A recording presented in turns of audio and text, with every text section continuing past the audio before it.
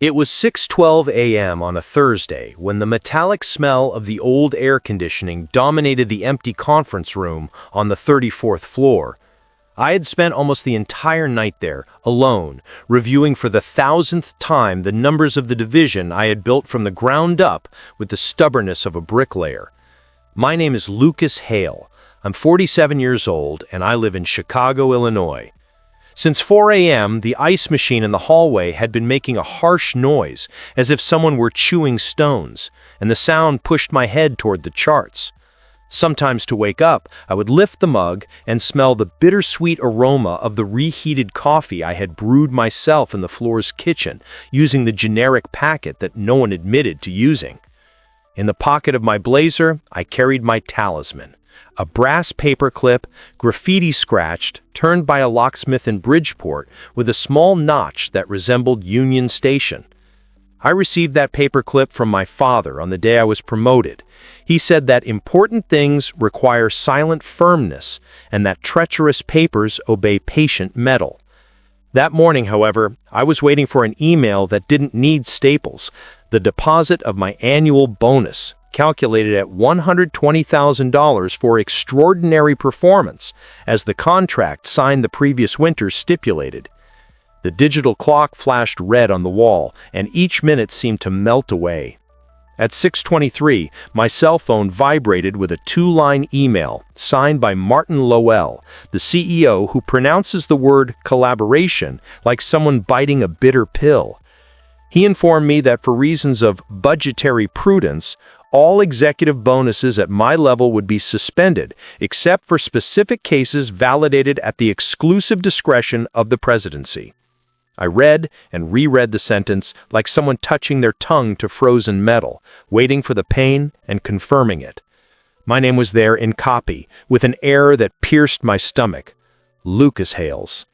I took a deep breath, felt the roughness of the paperclip in my pocket, and mentally counted what I had delivered in the last 12 months. 3 long-term contracts, an 18% reduction in client loss, and a product repositioning that had pulled the company out of the mud.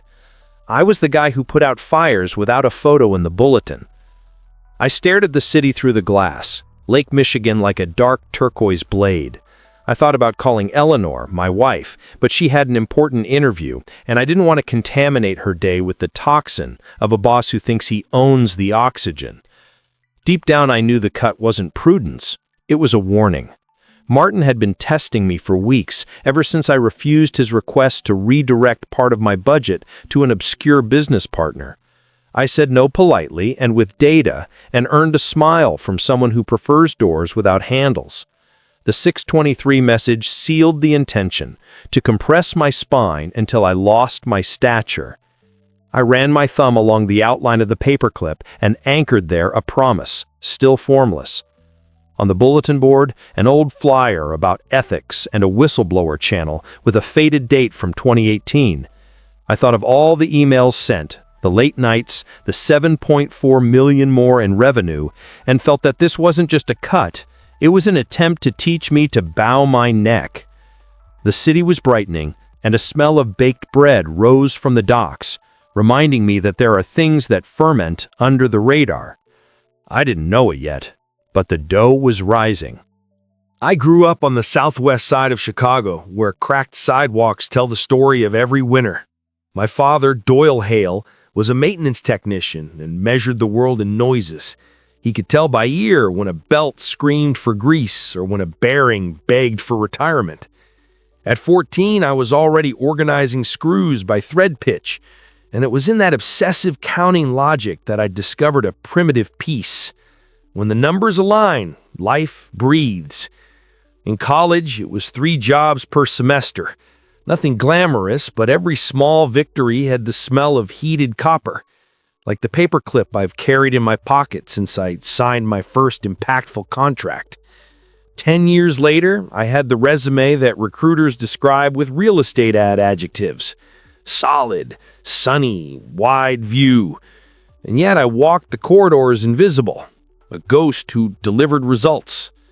The company, Northline Learning Systems, was a mix of educational technology with corporate contracts. When I joined in 2016, we were 63 people. Today, 412. In 2019, I held a quarter that threatened to plummet and closed the year positive. No internal memo came out. In 2021, I went through 19 weeks of data migration in silence, sleeping on a couch in one of the rooms while the rest of the team discovered new emojis on Slack. The praise I received was a rocket emoji, no text. I remember thinking, rockets don't land, they burn. It was in this scenario that I met my two antagonists. The first, Martin Lowell, our CEO, 49 years old, petroleum blue suit and an almost scientific ability to suck the oxygen out of any room. He talks about servant leadership, like someone reading the label of a medicine he has no intention of taking. The second is a piece that many underestimate. Valerie Price, HR director, 42 years old. Oval glasses and a pin she twirls between her fingers like a silent threat. Valerie calls dismissal talent recalibration and thinks the word confidential absolves any omission. If Martin controls the stage, Valerie controls the curtains. Between the two, a pact of convenience. He needs someone to turn cruelties into forms, and she needs a sponsor to protect her. Over the years, I collected small humiliations. In 2020, when I closed a $2.4 million contract, the credit went to collective effort, and my name appeared in a footnote, misspelled, Lucas Hale's. In 2022, I proposed a contingency protocol that reduced service recovery time from 11 hours to less than 4. Martin said, in front of the board, "Great tactical eye. Let's park that." They parked it on me. The protocol ended up being implemented in pieces without my name when an outage exposed the fragility I had mapped. Valerie, with her woolly voice, told me that true leadership doesn't care about credits. I smiled with the teeth I had left. My routine was precision without applause. I was the stock, not the showcase. But invisibility has a price. And like every price, someone tries to pass it on. The light bulb shattered at 8:41 that same Thursday when Valerie's assistant appeared with a gentle reminder of a 9 a.m. meeting, room 12C. The subject was neutral. Structure update. Neutral like snow covering a hole. I went down 2 floors with the brass paperclip pressed between my fingers. Room 12C had that white doctor's office light and a lemongrass smell that never beats the smell of wet carpet. Martin arrived, removing his coat with a flourish. Valerie was already seated, pen aligned at 90 degrees with the notepad. Next to her, a blue folder with the label Confidential. "Good morning, Lucas," said Valerie, with a synthetic fabric smile. "Thank you for coming." "Structure update," I replied. "I love euphemisms." Martin laughed a syllable. "Straight to the point, then." He opened the folder. I recognized the layout before seeing my name. It was the talent recalibration package, pages 1 to 7, termination notice, severance calculation, confidentiality agreement. "As you know," Martin began, "Northline is going through a repositioning. We've decided to discontinue your current position." I looked at the top of the first page. Lucas Hale's, Director Operations. Hale's. Again. Below the text, "Considering 12 weeks of remuneration and a pro rata bonus of $0. 0. Typed with the serenity of someone putting out fires with gasoline. "My bonus is contractual," I said, placing my hand on the table. $120,000. Performance conditions met and audited. "The addendum was reviewed," said Martin, like announcing rain after people are already wet. "Macro scenario. Force majeure, let's say." Force majeure doesn't cancel a contract, and curiously, force majeure doesn't prevent payment of senior-level bonuses, including yours, I replied. Valerie didn't lose her smile. "Lucas, we want to honor your contribution. That's why we're offering outplacement services. And my name? Do you want to honor that? I pointed to the page. Hale's. You fire a guy and can't even get the last name right? She tilted her head. She pulled the pen, scratched an E over the I. There, dear, corrected. That, more than the zero, cut my skin. Martin pushed a cheap pen in my direction. We need your signature by 5 p.m. Then he offered a new confidentiality agreement with a $250,000 penalty.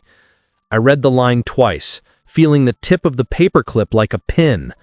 I remembered the flyer about the ethics channel. I remembered the relocation request to the ghost company, Echelon Bridge. Above all, I remembered clause 9.2 of my contract. Any change in the bonus system required dual approval from the presidency and the audit committee. I had received no communication. Can I take it to review? I asked. Of course, said Valerie, as long as you sign today at 5 p.m. At the door, Martin added, in tough times, the strong adapt. Count on our references. Are you going to give me a reference with my name right? I asked. No answer came. I went down to the 8th floor with the termination package in my pocket and my head ruminating. The smell of warm dust and printer ink reminded me of a specific night when I finalized a forgotten part of my security protocol. Grid 8. I called it Birch Key, like the white trees we see on the lake's edge, discreet and firm. The Birch Key didn't shut down servers, it shut down audacity. The engineering was simple and bureaucratically cruel. When we migrated our financial system, I convinced the audit committee to accept an extra security mechanism for any change in bonus payments. An email wasn't enough. 2 out of 3 physical security keys had to be used to validate the change. These keys were like special USB drives, ensuring no one could act alone. 1 key stayed with me, the second with our legal counsel, Wesley Cho, and the third was kept in a safe under the custody of Judith McKenna, the audit committee chair. It was our translation of the contract rule, co-approval or nothing, key or silence. I designed an audit command myself, a kind of digital master key to check the system. I tested it. I altered a ghost bonus and confirmed that the system immediately triggered an alert requiring the 2 keys.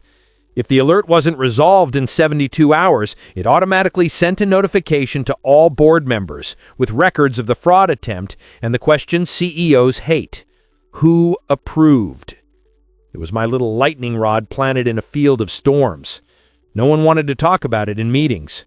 Perfect. The less spotlight, the more faithful the alarm. In the 8th floor hallway, I had a drawer with an old label. Inside, in a metal box, was my security key, sleeping for months. Valerie's pen scratching my last name, the round 0 on the paper, the 6:23 email, everything sounded like someone forcing a door I screwed shut myself. I plugged the key into my personal laptop. The corporate one would be confiscated, and I don't confuse contingency with naivete. I kept a mirror of all my trails, including a secret document I forged with Wesley months before when I suspected Echelon Bridge. We called it Side Letter 14B. It was an addendum that tied any change in bonus policy to a CEO certification that there was no conflict of interest with partners receiving money from emergency reallocations. In translation, if Martin wanted to mess with our pockets while pushing money to a ghost company, he would have to personally sign a certificate of innocence. And signature, in 2025, leaves a footprint. It was time to use my key to see what footprints they left behind. With the key connected, I typed the audit command I had created, asking the system to show me all recent changes to the bonus policy. The screen responded with the truth I expected, cold and digital. The system showed in clear lines that minutes before midnight on the 29th, someone had reduced my bonus multiplier. Immediately after, they disabled the security lock for exactly 2 minutes, made the change, and reactivated it, like a thief who replaces the padlock on the door after breaking in, hoping no one notices the scratched paint. But I had the record of the paint, the scratch, and the exact time. The log showed more. The order came from a computer on the 34th floor, the executive floor, using a shadow administrator account created 4 months earlier, the same time Valerie offered me posture coaching. The violation was clean, mathematical, and audible. My pulse calmed as if someone had aligned the teeth of a gear. Thanks to my birch key, every change in the compensation table was recorded with a kind of digital authenticity seal, showing the before and after. Before, the multiplier was 1.2, as provided in my contract. After, 1.0. And most importantly, there was no record of the 2 required security keys. They had found a loophole, but they didn't know the loophole itself left a trail. However, there was a problem. The automatic alarm I created, which would notify the board in 72 hours, wouldn't trigger because they had re-enabled the security lock. They were smart. But I was smarter. I had foreseen that maneuver. I created a second layer of security, a secret digital messenger called Courier Amber. It was programmed to detect exactly that behavior, disabling and reactivating the security lock in less than 5 minutes. When that happened, Courier Amber automatically packaged all the fraud evidence into an encrypted file, ready to be sent to the board. But to avoid accidents, the sending would only occur if 2 conditions were met. First, my security key needed to sign the package authorizing the send. Second, the legal key, Wesley's, needed to confirm the reading. I had my key, I needed Wesley. By coincidence, he had messaged me 30 minutes earlier, "Can we talk at 11?" with a thunder emoji. I felt the brass paper clip in my pocket, the notch biting the skin, and a memory lit up. Judith, the audit committee chair, once told me that if I smelled burning, I could use the orange channel, a physical mailbox at the board company's reception, to deliver sealed evidence. No email. Shoes on the floor, brown envelope, stamp. If Martin turned off the digital alarms, I still had paper mail. I copied the evidence to a USB drive and replied to Wesley, bringing coffee and numbers. Numbers never lie. At 11:02 a.m., I entered the ground floor cafe with the USB drive in my left pocket and the security key in my right, like someone carrying 2 matches in a storm. Wesley Cho was already waiting with a coffee and the look of someone who knows real conversations don't fit in paper cups. I placed the brass paperclip on the table between us. "Talk to me without adjectives," he said. "Just noun, verb, and number." "Bypass," I replied. Just before midnight, day 29. The bonus multiplier dropped, the dual approval rule was disabled for 2 minutes and re-enabled. The order came from the 34th floor by a shadow user. The evidence is sealed, waiting for my signature and your reading. The side letter 14B, which ties this change to a conflict of interest declaration, is ready. I have the records and the smell of Echelon Bridge dripping in the same window. Wesley didn't blink. He pulled a small rubber stamp from his pocket, received, and placed it next to the paperclip, as if they formed a gang. Protocol, then. 3 fronts, shock order. 1. Preserve the evidence. 2. Notify who thinks they run who runs. 3. Prepare the public trigger in case they try to lock the door. Who's your ally on the board? Judith McKenna. Orange channel at reception, brown envelope, physical stamp. Wesley noted it on a post-it and stuck it to the back of his hand. Front 1, preservation. I'll issue a litigation hold notice, an evidence preservation order with the audit committee header. It will list the financial system records, 34th floor network accesses, and any exchanges with Echelon Bridge. It goes to Martin, Valerie, and the CFO. The protocol requires acknowledgement response in 2 hours. If they don't sign, it's already disobedience. He opened his notebook and started typing. As the order took shape, I slid the USB drive to him. The evidence is there, the before and after, the session trail, the permissions map, and the side letter 14B, signed by you and Judith. Perfect, he said. We'll create a chain of custody with date and time. I receive at 11:09, seal at 11:12, replicate in the board safe at 11:17. No magic, just carpentry.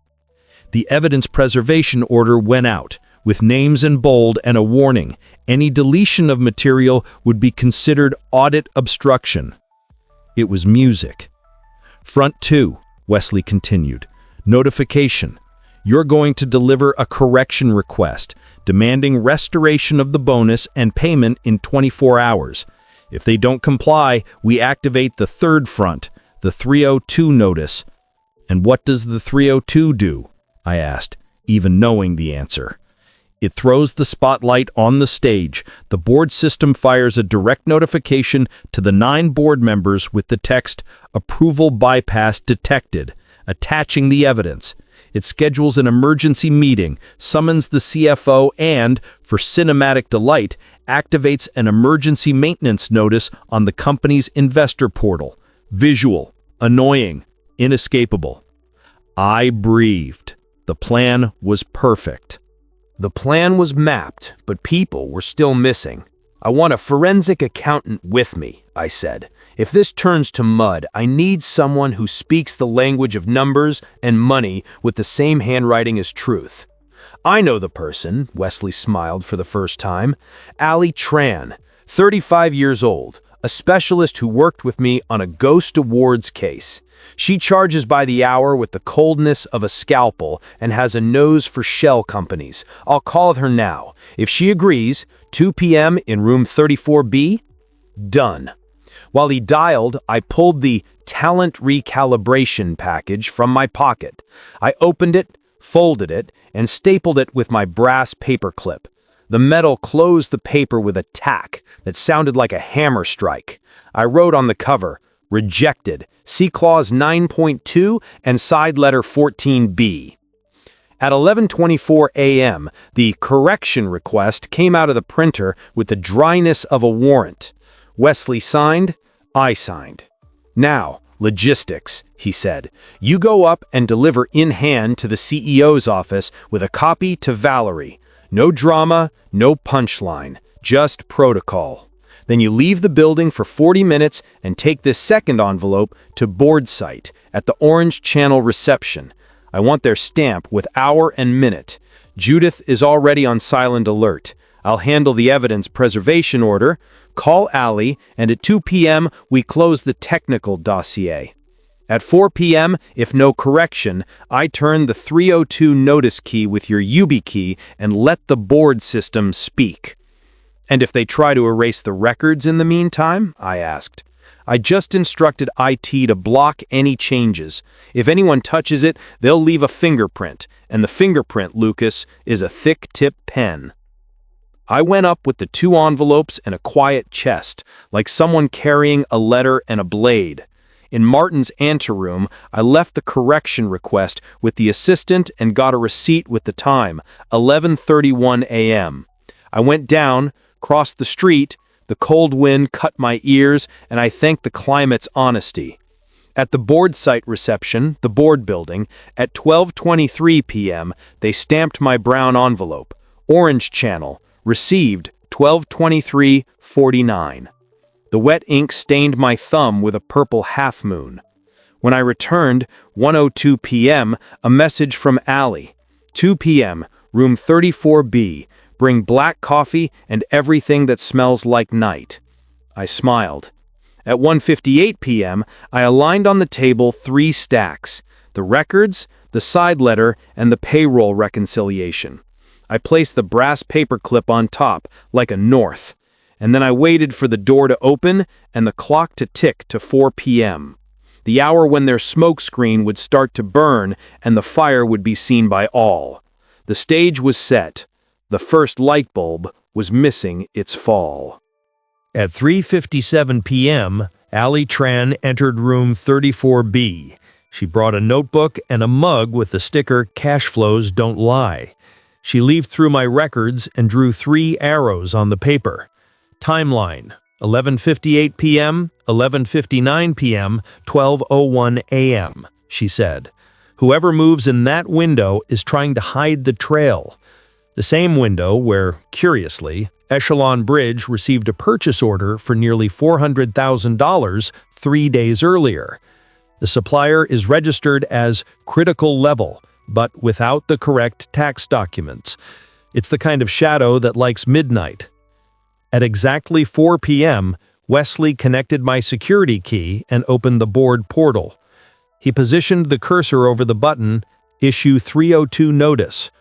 "Lucas," he said, "when I click here, the clock changes owners. Ready?" I ran my thumb over the brass paperclip and nodded.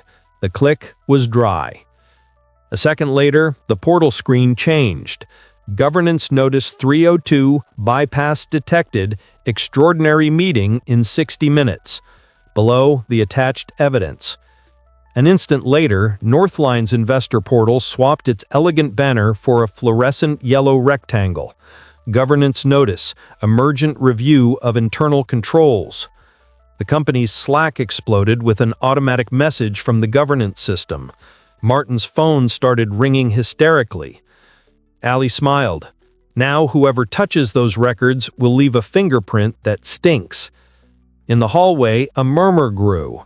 The public notice was doing its job, shaming with light. At 4:17 p.m., Judith opened the virtual emergency meeting room. Her message was direct. "CEO and HR, please explain the bonus table change without co-approval." At 4:23 p.m., my cell phone vibrated. An email from Martin. "Urgent, room 12C." Wesley raised an eyebrow. "Go. If they try theater, ask for light. There's plenty of light today." I grabbed the brass paperclip and walked to room 12C. Martin was standing, sleeves rolled up. Valerie had lost her smile. "What do you think you're doing, Lucas? This public circus is irresponsible." "I just turned on the light, and the light shows where someone tampered without a key." "This can be resolved internally," Valerie tried. "The 302 notice isn't mine to withdraw," I cut in. "It's the board's. And the side letter 14B requires your signature, Martin, stating no conflict of interest. Ready to sign?" Surgical room silence. He tried to smile, but his face locked. "Sign what, exactly?" "The declaration that there's no benefit in your relationship with Echelon Bridge. It's a short sentence. Fits your appetite." He went pale. The wall clock hit 4:28 p.m. The counter on the site ticked. And what came next wasn't a conversation. It was a silent confession, sealed by the patient metal of my paperclip.